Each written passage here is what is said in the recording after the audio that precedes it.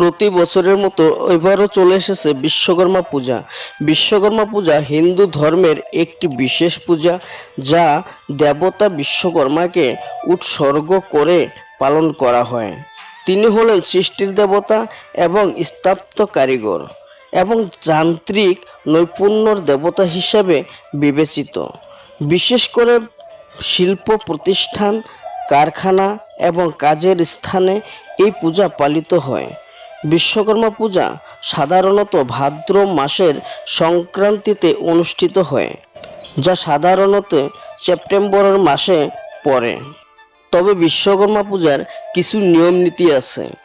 পূজার আগের প্রস্তুতি, পূজার স্থান পরিষ্কার করা হয়, ফুল, ফল, ধূপ, প্রদীপ, নৈবেদ্য, বিশ্বকর্মা দেবতার মূর্তি বা ছবি সংগ্রহ করা হয়। কারখানা বা কর্মস্থলে বিশেষ করে মেশিনগুলো পরিষ্কার করা হয় এবং পূজা করার জন্য সাজানো হয়।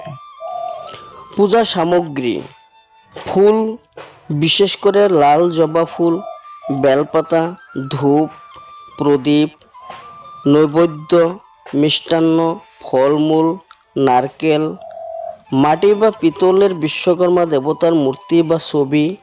পূজার প্রাথমিক ধাপ: পূজার সময় প্রথমে পবিত্রতা এবং শ্রদ্ধতার জন্য গঙ্গাজল ছিটিয়ে স্নান করা শুদ্ধ করা হয়। ধূপ প্রদীপ জ্বালিয়ে দেবতার আরাধনা করা হয়।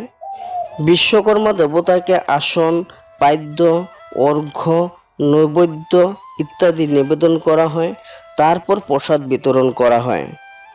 বিশেষ মন্ত্রপাঠ: পূজার সময় বিশ্বকর্মা দেবতার মঠ পাঠ করা হয়।